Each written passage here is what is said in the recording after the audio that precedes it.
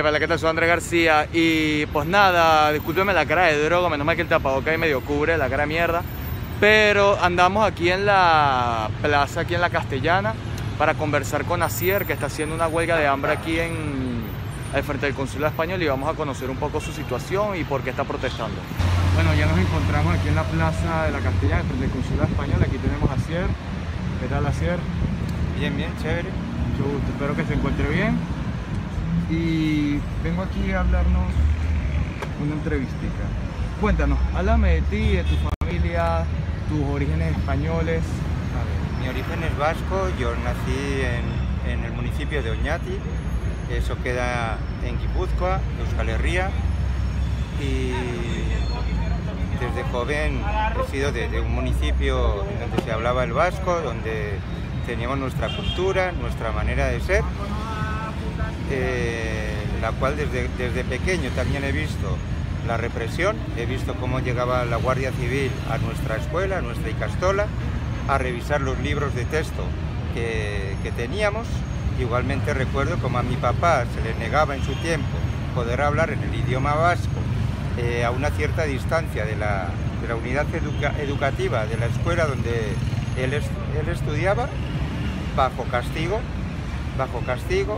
Entonces, bueno, yo desde muy joven he sido muy concienciado tanto en el tema lingüístico del idioma vasco, tanto en la cuestión nacional, en la cuestión de la solidaridad con los presos que ha habido por la represión del Estado español y en todos los movimientos sociales de la localidad, de mi localidad, Oñati, que está en Euskal Herria.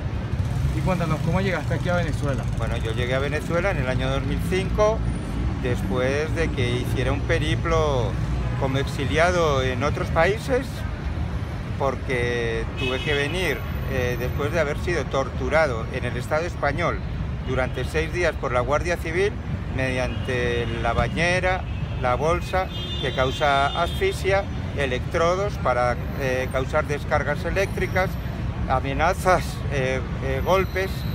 Eso fueron 6 días interminables hasta que pasé ante el juez Baltasar Garzón y me mandó a prisión en Carabanchel. Por lo tanto, en 5 años de prisión que hice, padecí 6 palizas, 6 golpizas por parte de funcionarios de prisiones y Guardia Civil, por lo que en el año 2001, cuando estaba en la calle, no tenía ninguna disposición, ninguna ganas de repetir esa vivencia y decidí tomar camino al exilio. En el 2005 llego a Venezuela y comienzo a hacer una vida paralela, trabajando de taxista, de mototaxista, conociendo una chama, una mujer venezolana con la cual empecé a convivir y tuvimos un hijo, familia. Yo lo llevaba en Aragua, en Maracay, a sus correspondientes clases de educación y también de fútbol, y durante ese tiempo toda la gente que me ha conocido, tanto en el lugar donde vivo como el entorno con el que he vivido, pues ha visto qué tipo de vida normal he hecho, siempre bajo perfil. Esa es más o menos la historia de cómo llegué. Claro, se entiende que usted es un soy un militante político vasco, soy un refugiado, lo reclamo como tal, porque yo me exilié escapándome de la represión del Estado español, porque ya tenía antecedentes que están en la CPT, están en varios organismos, tanto a las torturas que yo denuncié ante el juez Baltasar Garzón y que él no hizo ninguna investigación, y en cuanto también a las golpizas en prisiones que fueron denunciadas y que fueron tomadas en cuenta, por ejemplo, en algún caso por la CPT, la Comisión para la Prevención de la Tortura de la Unión Europea. Perfecto. Y cuéntame, ¿qué estás haciendo aquí? ¿Qué exiges? Estoy pidiendo sencillamente mi identidad, la única identidad que un Estado puede otorgar fuera de sus fronteras es el pasaporte, y necesito mi identidad sencillamente para poder poner en orden la documentación de mi hijo, Iván Guridi Díaz, y poder presentarlo como tal ante este consulado si es que lo quieren admitir para darle y otorgarle sus derechos, que los tiene allá en el País Vasco, donde vive, que actualmente está en condición de inmigrante irregular venezolano. O sea, darle la doble nacionalidad, que a mí no es que me dé ninguna alegría que mi hijo sea español, pero es que necesito dotarlo de sus derechos correspondientes a una doble nacionalidad y que esté en igualdad de condiciones a los niños que están allí en su pueblo, porque él tiene la doble nacionalidad, es vasco y venezolano. Claro, por supuesto, para que tenga todas las ventajas que tiene un ciudadano en su propia tierra. Por ejemplo, ahorita está estudiando allí la ESO, que es equivalente al liceo. Sí, al bachillerato. Exacto. Y al finalizar ese lapso no se le va a entregar el título. Tiene dificultades la mamá, porque está él irregular y la mamá también, pero tienen dificultades para poder completar las planillas, los formularios de solicitud de becas.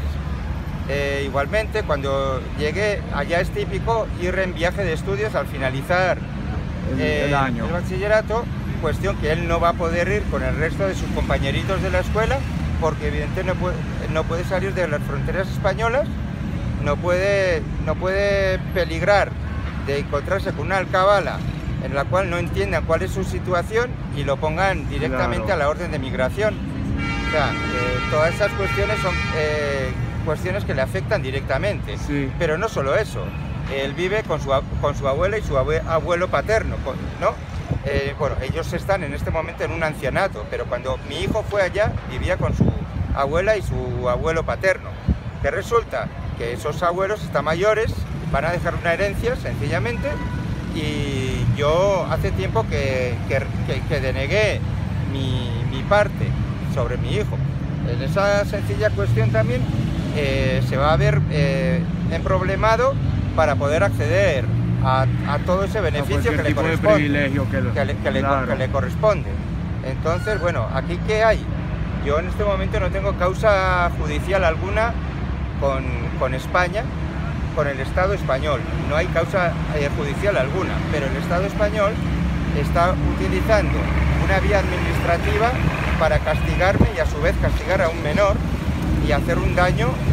Esto es lo que está pasando y bueno, es, digamos, la persecución, una parte más de la persecución a la que he sido sometido. Claro. Se puede entender que usted busca más que todo el bienestar de su hijo estando allá. Efectivamente, yo con ese pasaporte no voy a salir de Venezuela,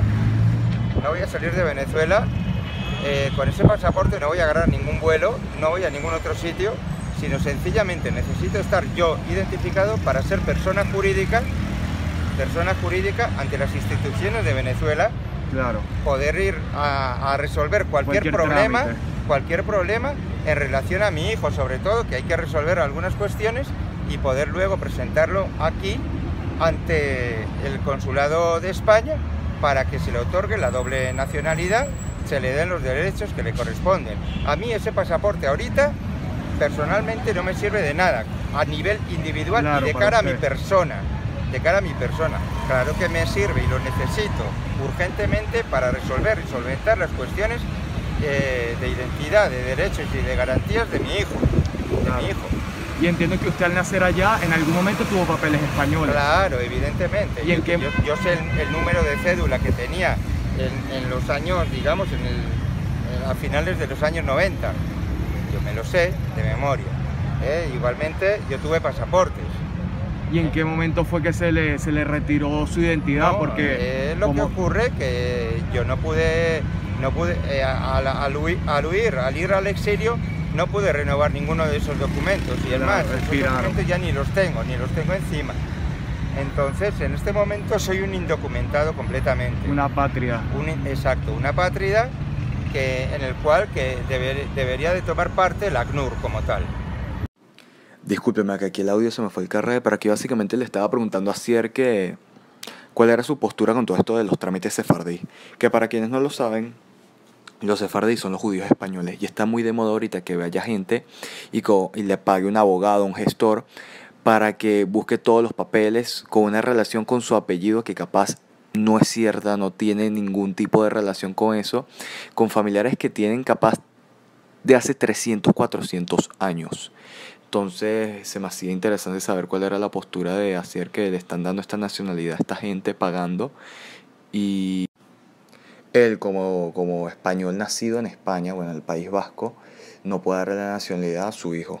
Su propio No pasaporte. simplemente eso, se está también facilitando que cualquier venezolano que va a España como con una visa de turismo se pueda quedar allí, aludiendo una solicitud de asilo político por la situación en Venezuela.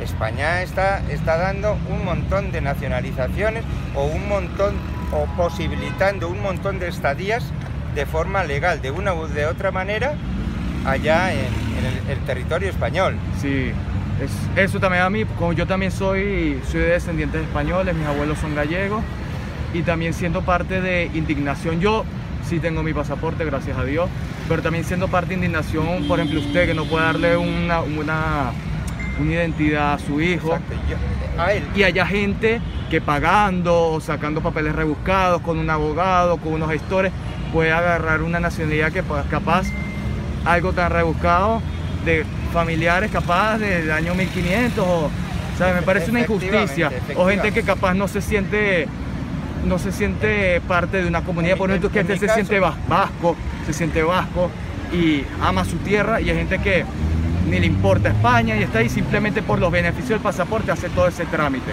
Efectivamente,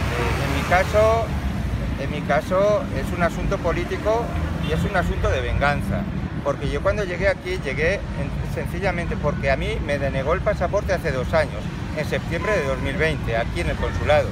Vine 2 veces, la primera no me supieron dar respuesta, me dieron el llamado para 5 días más tarde y me rechazaron. Me dieron ahí una charla que me rechazaban, que el sistema en Madrid rechaza el pasaporte para mí. Yo sé que eso es una venganza, Y no le dieron ninguna explicación de por qué el pasaporte... Sí, ellos dicen que me queda una parte de condena, de que yo estoy condenado, según ellos, que yo no lo sé, pero dicen que estoy condenado en Francia a 2 años, a 2 míseros años. Ajá. Por un juego, por una causa iniciada en 2004, creo, juzgada en 2007 y con una euroorden de 2009, por 2 años, que en el Estado español ni se cumplen las condenas de 2 años. Claro. Utilizan esa argucia, ese argumento para hacer una venganza clara contra mí, para que afecte a mis hijos, porque yo he estado ahí dentro con la Policía Nacional Española en el piso 7, he estado en la embajada, ellos tienen conocimiento de mí, si tienen algo contra mí, que no lo tienen, deténgame, porque todas mis causas en el Estado español están archivadas o prescritas. Claro. Archivadas o prescritas. Lo que hay es la utilización de un argumento administrativo, de una vía administrativa, para hacer una venganza, un castigo añadido contra mi persona y mi hijo. O sea, usted lo están poniendo como un criminal entre las autoridades españolas aquí en Venezuela, ¿no? Ellos son los Esa que me imagen ponen, que le... ellos son los que me ponen, porque claro, a ese aspecto yo no tengo ningún problema con el gobierno venezolano. Claro. ¿Me entiendes? Aunque yo soy solicitante de refugio, sí, en Venezuela, sí lo soy, pero yo no tengo problema alguno con el gobierno de Venezuela, en ese sentido, y yo me relaciono con o sea, las cuestiones de Venezuela, soy entrenador de fútbol en Aragua, todos los representantes, todos los niños saben quién soy y me estiman, o sea, no hay en ese sentido ningún problema. Vivo en un barrio humilde allá en Maracay, y en ese barrio, en la vecindad, hay opositores, hay oficialistas, y tengo una excelente relación con todos ellos. Claro. Todos saben quién soy. Claro, por supuesto. Todos saben quién soy, cómo me llamo, cómo se llama mi hijo, todo lo que he hecho, todo lo que yo he hecho por mi hijo, las condiciones de vida en que he vivido, y bueno, esa es mi historia hasta el día de hoy. Está bien. ¿Y desde cuándo lleva usted aquí haciendo esta huelga de hambre? Estoy haciendo la huelga de hambre desde el día viernes, que llegué con un documento para entregarlo en el consulado para que me sellaran y bajara. Ajá. Pero resulta que ellos tenían muy buena información y me estaban esperando.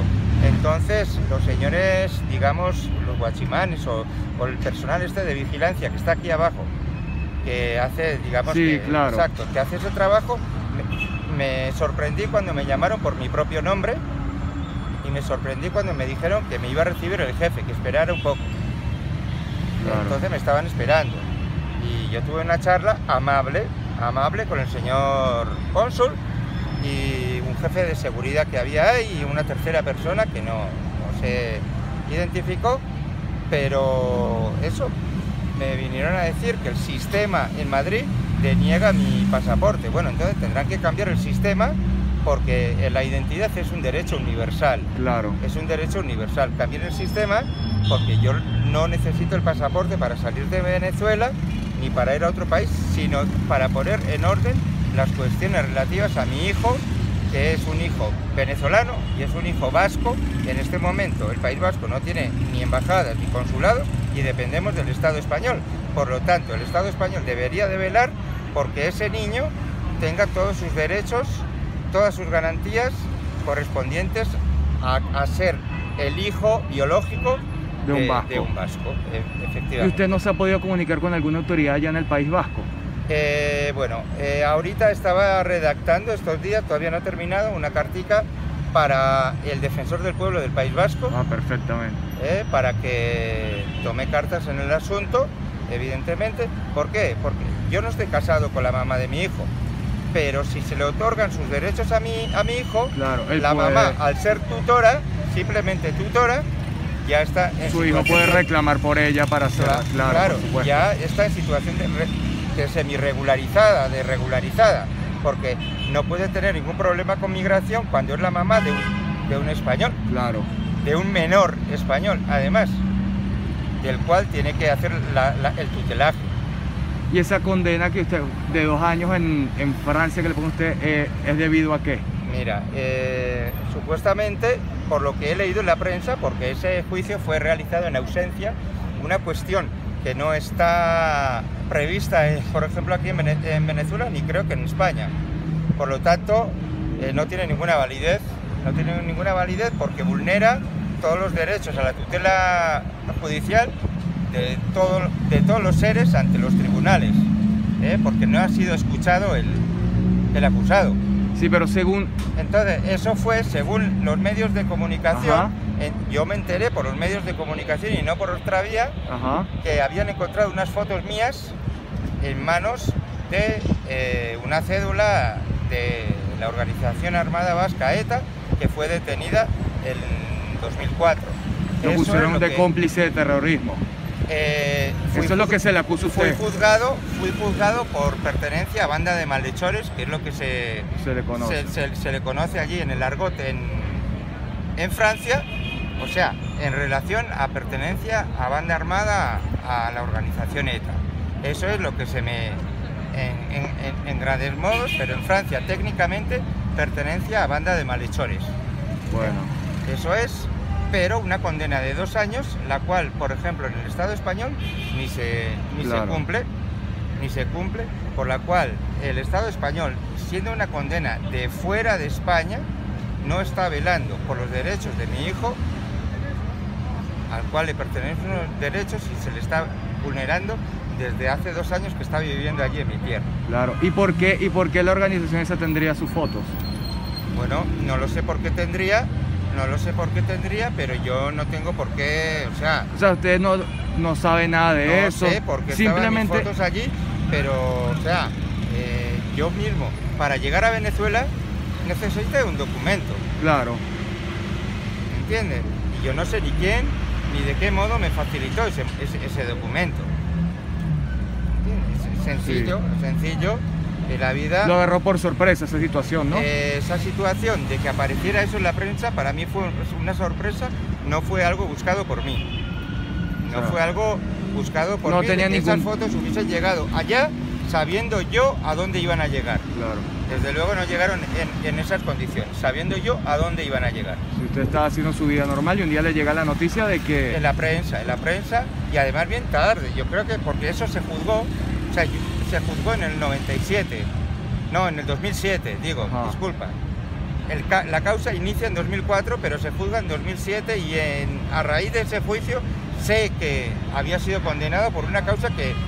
Pero dése cuenta que a mí en el Estado español me condenaban, o no, me acusaban, no me condenaban, me acusaban a un tema de unas acciones en Madrid que no sabía ni de por qué, ni de qué, ni cuándo, y resulta que hace 2 años la propia Audiencia Nacional de España archiva el caso, porque no hay base ninguna. Claro, no hay prueba. No hay base ni prueba ninguna, no hay manera de acusarte. pero me mantuvo durante muchos años en una zozobra, porque la condena podía ser estratosférica, y en una zozobra porque yo no sabía de dónde provenía la acusación, a qué obedecía, qué pruebas tenían o qué pruebas falsas habían puesto para abrir un sumario contra mí. Y bueno, lo único que he sabido después de la prescripción, después del archivo, eso no está prescrito sino archivado, después del archivo, es que los jueces no encuentran base suficiente para proceder contra mí, no encuentran tampoco la única persona que debía haber hecho el testimonio contra mí, era una persona rara con problemas psiquiátricos, claro, que después no quiso ratificar. Entonces, no sé si ya tenía problemas psiquiátricos cuando testificó contra mí. Okay. Hizo una prueba de fotos contra mí, no solo contra mí, contra una serie de personas. O no sé si la propia policía española buscó a esa persona en la calle, mira, di esto y esto y esto, y acúsame a este, no lo sé por qué, pero la realidad es que en el 2020, creo que era, no, 2019 creo, la Audiencia Nacional de España archiva ese caso porque no ve fundamentos para proceder por esa causa contra mí. Pero ¿qué significa? Que en 2018, por ejemplo, pidieron con esa cuestión aquí a Venezuela mi extradición. Y antes estaban también con esa causa. Y yo estaba aquí, como se dice vulgarmente, cagao, a ver de dónde provenía esa situación y esa cuestión. Porque no sabía de dónde provenían, qué pruebas, qué indicios, en base a qué. Entonces, claro, si a una persona le acusan de hechos gravísimos sin saber en qué indicios se basan, pues la cosa es una loquera. Claro. Porque si tú has participado en eso, sabes de dónde viene la cuestión. Pero si no has participado en eso, pues desde luego no tienes idea alguna de en qué pueden basarse. Decía, bueno, pues habrán encontrado, no sé, un plástico en una casa en Francia o en no sé dónde, en el cual hayan encontrado unas huellas mías, y después ese plástico ha volado, resulta que ha aparecido en Madrid, o no sé. O sea, claro, para mí era una constante elucubrar, una elucubración constante de por qué me habían metido en ese sumario. ¿Y usted cree que capaz se le hace esto por ser vasco? Conocía la... Sí, si usted si usted en vez de ser vasco hubiera sido andaluz... Yo estaría en Andalucía viviendo tranquilamente, seguramente comiendo pescadito frito. Estoy feliz y contento. Pero claro, no, sí, se le conoce la situación que tiene los vascos con el gobierno español y su historia de identidad. Bueno, para terminar, si quisiera darle un mensaje a las autoridades. Bueno, el mensaje a las autoridades es que hay que resolver, por encima de mi situación, de mi militancia política, que están los derechos humanos básicos de un niño de 13 años, y eso es lo que pretendo resolver con esta huelga de hambre indefinida, actualmente 5 días, sin comer caramelos, sin comer azúcar, puro agua. Actualmente me encuentro bien, a pesar de que hoy a la noche por la lluvia no he podido ni dormir ni descansar, y bueno, eso va a seguir castigándome. Igualmente los fines de semana aquí es bien imposible descansar como es debido, porque aquí abren una terraza grandísima en este espacio, hay música, hay bulla. En la Plaza Castellana hay unas vainas de comida rápida, es un lugar de mucho tránsito vehicular, de bulla, y evidentemente es duro. Las condiciones para hacer una huelga de hambre son duras. Claro, aquí no es lo mismo que estar sobre una cama con una televisión delante. Claro, y aparte tiene un McDonald's al lado. Exacto. Y aparte de eso, bueno, la climatología, que en Venezuela es benévola, pero aquí hace fresquito, como decimos los españoles o los vascos, hace fresco, y resulta que cuando vas perdiendo las calorías, ese fresco se te convierte en frío. Claro. En frío, evidentemente. Por eso estoy con este suéter en este momento y agarrando sol, porque la noche ha sido dura. Y ahorita que se me acaba de ocurrir otra pregunta, ¿y por qué específicamente escogió Venezuela como su lugar de exilio? Bueno, porque Venezuela históricamente ha sido el lugar de recibimiento, claro, de acojo de españoles, de migrantes, claro. Históricamente los vascos, en el 36, 37, la Guerra Civil Española, aquí llegaron, bueno, cantidad de vascos, como asturianos, como gallegos, como sí, muchísimos, escapando de la Guerra Civil Española. También han llegado otro tipo de inmigración, claro, que llegó por motivos laborales en el tiempo, por pero supuesto, sí, muchos llegaron porque sí, ha sido tierra de refugio Venezuela, y llegué por eso. Aparte de que, bueno, mi ideología era de izquierdas. Claro, y era un lugar cómodo para... Evidentemente, claro, pues elegí por esa situación. No, está bien. Bueno, Asier, muchísimas gracias por su tiempo, por compartirnos su historia, su identidad, lo que exige.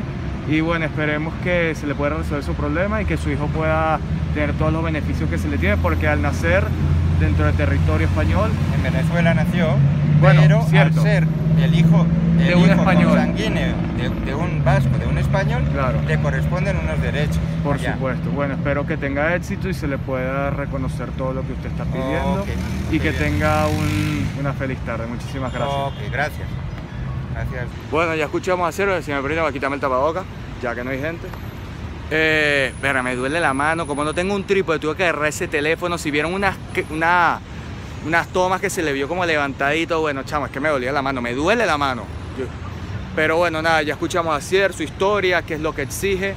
Y pues nada, muchísimas gracias y tengan una feliz tarde, feliz día o feliz noche.